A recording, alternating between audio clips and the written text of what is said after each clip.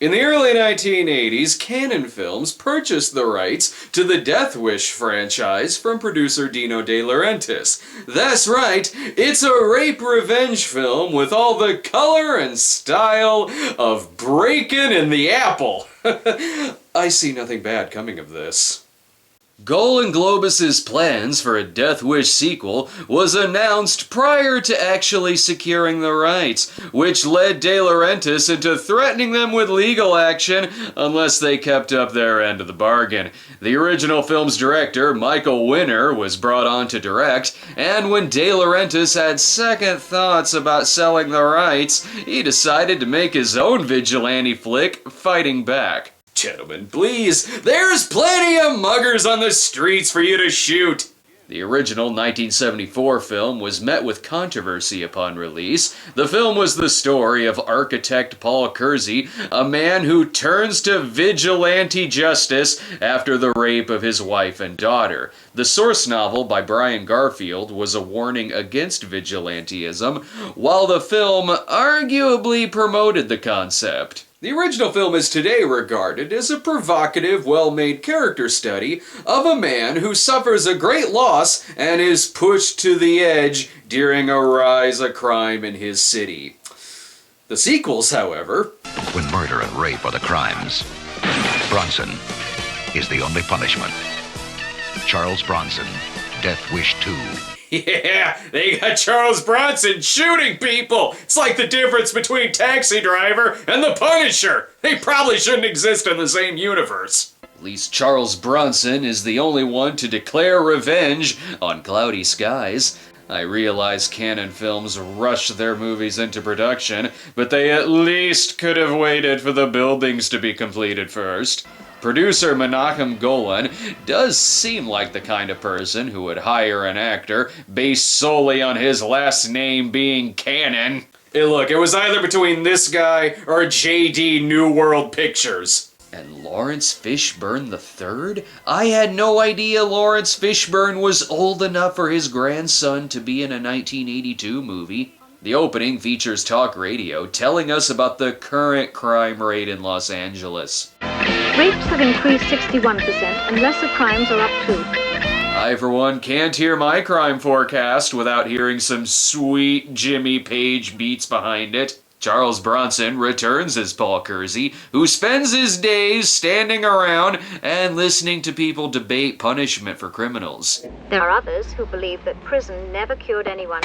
And judging by the rise in violence, it never deterred anyone either.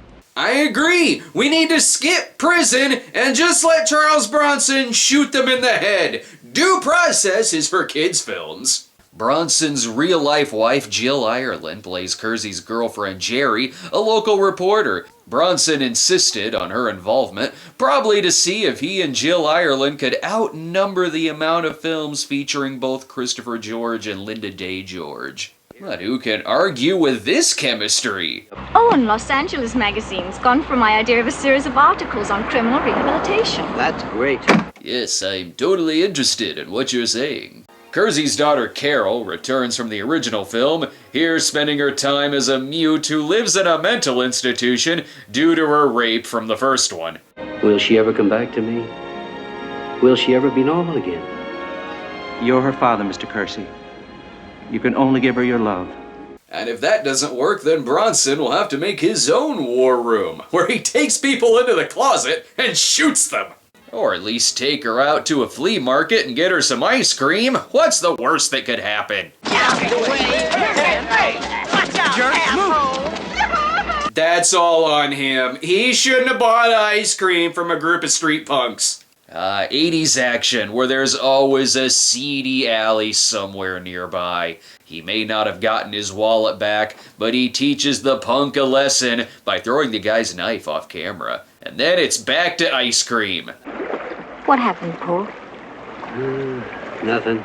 That's Bronson for I cornered a man in an alley, and this time I let him live. Meanwhile, as his housemaid sprays acid on all of his pictures, foreshadowing pulls right up in front of the house. They're the toughs from earlier, and boy, are they smoking all the drugs.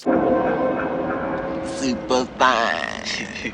Damn, Lawrence Fishburne III looks just like Lawrence Fishburne. If David Hess and Fred Lincoln also show up to the same location, it's gonna get very awkward. But these are murderers who were polite enough to ring the doorbell first. Although some of them are just plain rude. They still have Kersey's wallet, and no one chases them into an alley and leaves and then gets away with it. So they wait patiently for Kersey to return home.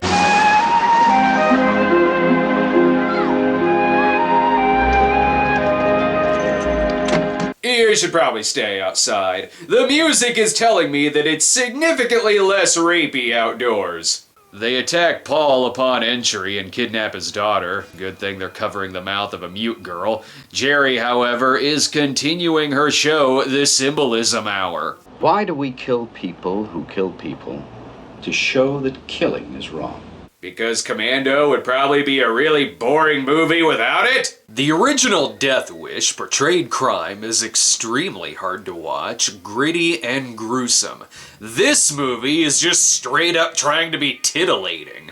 And given how the character of Carol went through an unspeakable horror in the first film, I'm sure this movie will treat her with the utmost respect.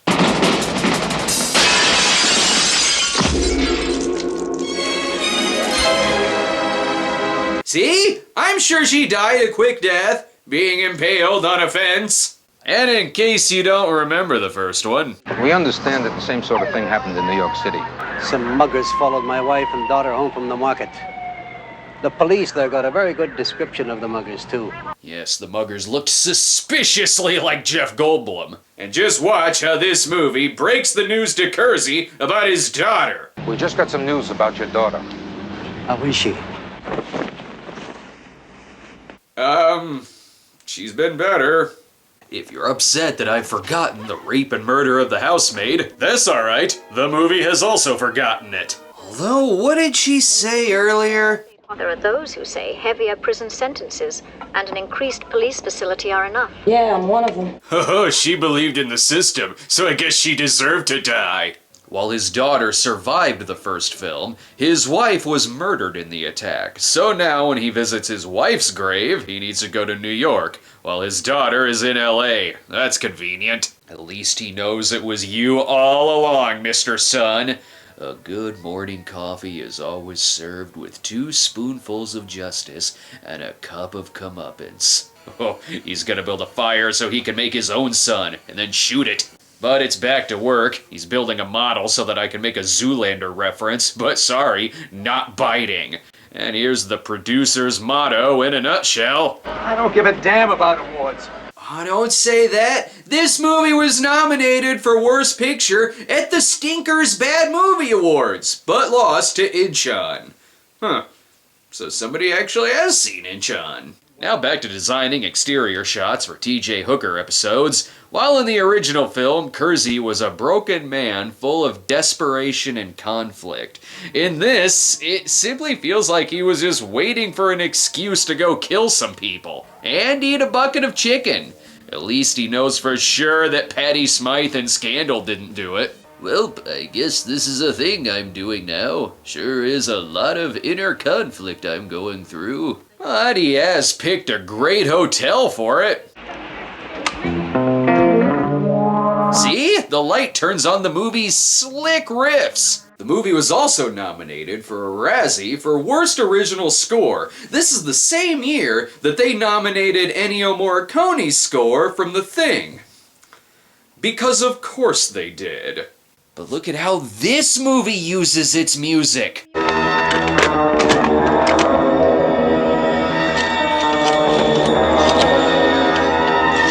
It makes using a phone unnecessarily intense. Sometimes. See, the more colorful your dress is, the movie can also be a jaunty little number. Kersey never did find the attackers from the first one. In part 2, however, he instantly finds some of them. And if these punks can't pay attention to spray paint, they deserve to die. He's looking at them in this abandoned luxury liner. And from their clothes, he's breaking up their meeting to start their very own West Hollywood gay club. Too bad it's broken up by vengeance and one-liners. You believe in Jesus? Yes, I do. Well, you're going to meet him. Why the hell is that guy going to heaven? When is the soundtrack gonna get needlessly intense again?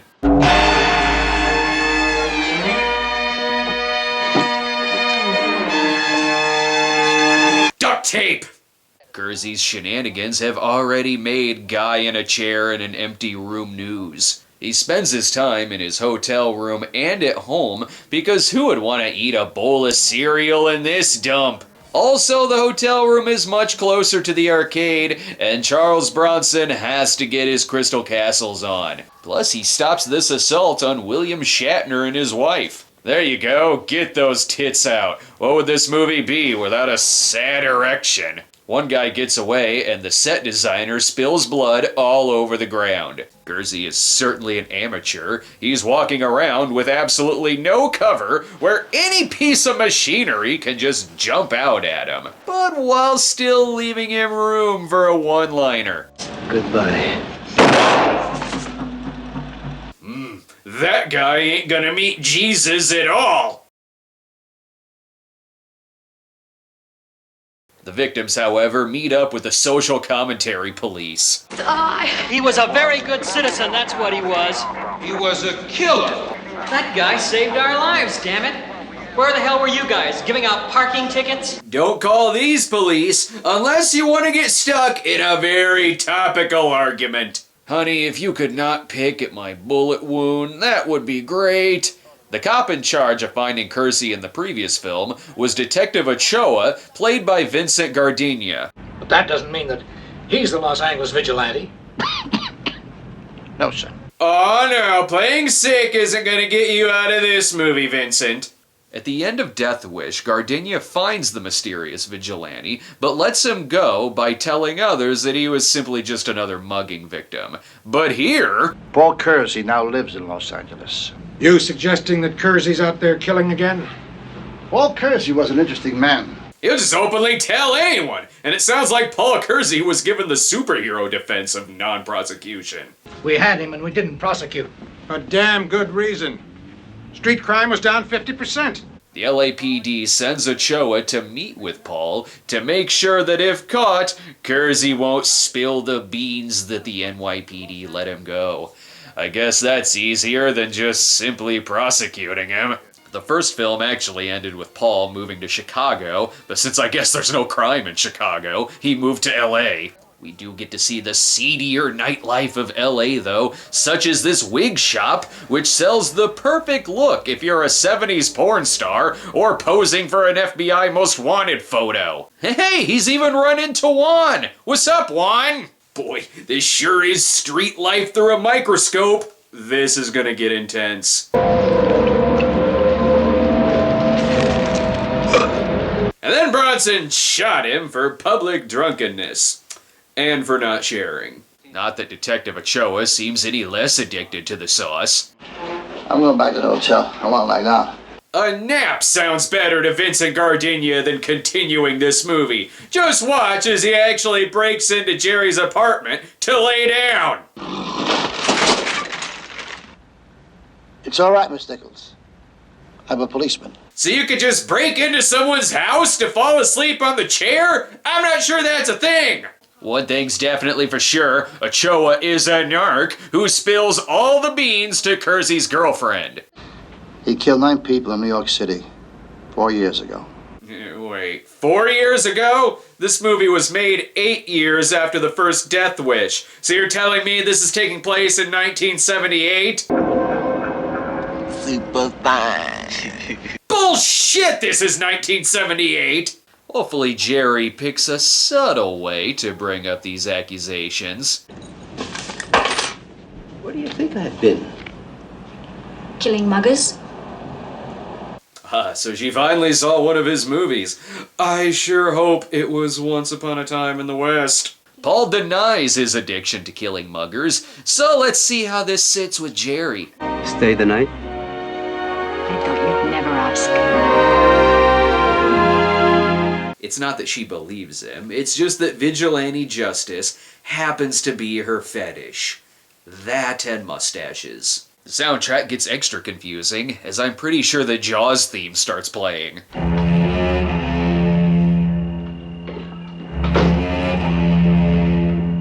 This just confirms my theory that if Charles Bronson played the shark in Jaws the Revenge, it would have been a significantly better revenge film. Ochoa follows Paul through the night, and he sure is sneaky. Pretending to have a cold didn't work. Now Gardenia's actively trying to kill himself. Can you blame him with dialogue like this? Follow that bus. It isn't moving. When it moves, follow it.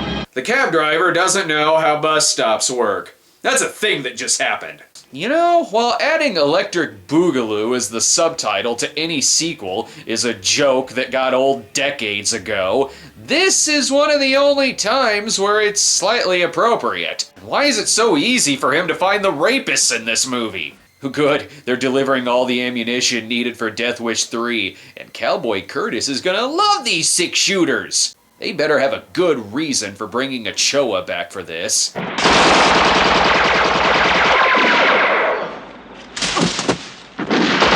And immediately killing him off isn't a good reason. Plus, he told the cab driver to wait for him while giving him half of a $100 bill as an incentive to stay parked. Guess the cab driver's gonna die waiting for him. Speaking of deaths, looks like Lawrence Fishburne IV will have to carry on the family name. Then it's settled. 80s boomboxes, while gigantic, are not big enough to stop a bullet. The debate is over. Oh good, they were nice enough to give him a dying cough. Axel, you're on a coffee break. Go get that son of a bitch. Yeah, okay, settle down. This movie's not great, but it's not as bad as Beverly Hills Cop 3! The LAPD is so determined to find this vigilante that he interrogates the mugger by pressing on his bullet wound with a pistol, thus causing the man to die after questioning. So I guess that's okay. There's only one guy left to kill, so Bronson is just waiting around to get the call. 3A68, subject's residence located as 914 Fillmore. Oh boy, now he's gonna kill him for waking him out of a sound sleep. The final mugger's name is Nirvana, so this goes right along with the theory that Charles Bronson killed Kurt Cobain. Here's a movie so classy that after Nirvana smacks his girlfriend and Bronson shoots at him, it's still nice enough to cut to a shot of titties. Nirvana may have been arrested, but that simply won't do, because he ruined Bronson's perfectly good shirt. He better compose himself. The pointless love story is coming back. Have you seen this? Oh, yeah. I saw it. Do you know anything about it? No more than you do. When Bronson gets nervous, he doesn't pee himself, he bleeds himself.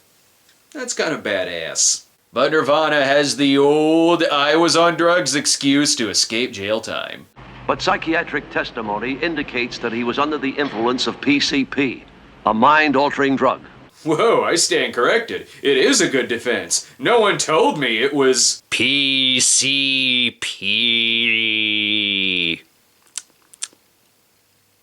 Oh, did I say the love story was pointless? My mistake. The 2 actors, who again are married in real life, totally seem into this.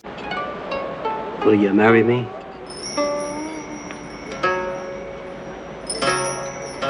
Are you serious? It's just that everyone you know dies, Paul. Marrying you is very risky.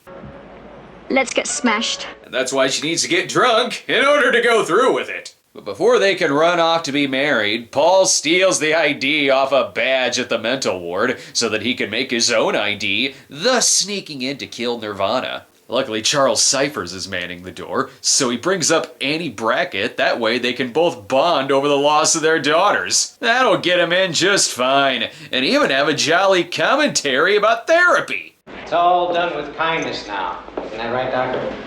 Therapy. Call it what you like. So basically the subtitle they're going for is Death Wish 2, Fuck Therapy. To be fair though, Paul does subject Nirvana to electroshock therapy.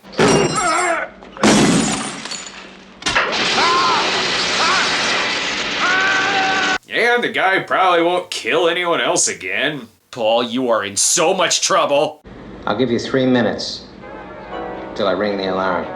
Charles Cyphers really wants to see a Death Wish 3. It was wise of him to let him go. But when Jerry finds out about Paul's antics, she doesn't report him to the police, but the marriage is most certainly off. Do we see any kind of reaction from Paul about this? Any sadness? Nope, he's got more important things to do, such as sequel baiting. I'll be there. Are you sure you're free? What else would I be doing? Well, he's several stories tall now, for one.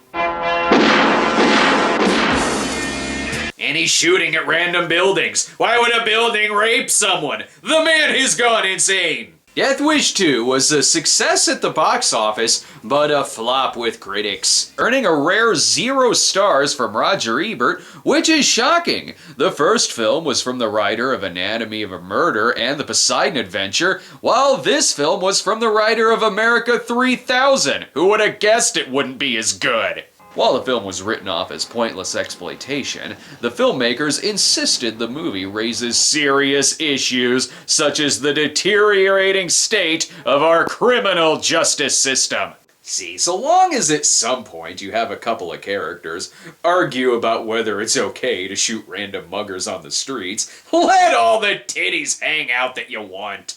As a response to the first film, author Brian Garfield actually did write a sequel to Death Wish titled Death Sentence, in which the addiction to vigilantism renders Paul Kersey a sad, lonely, sick man.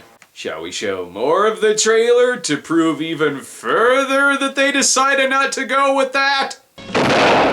Death Wish 2. He's doing it for you.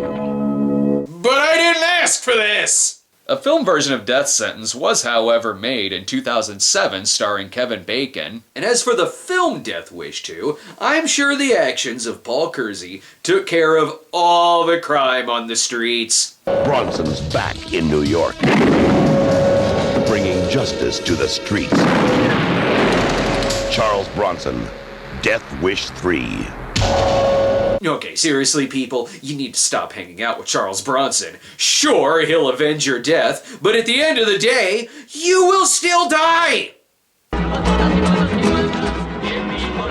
It's nice.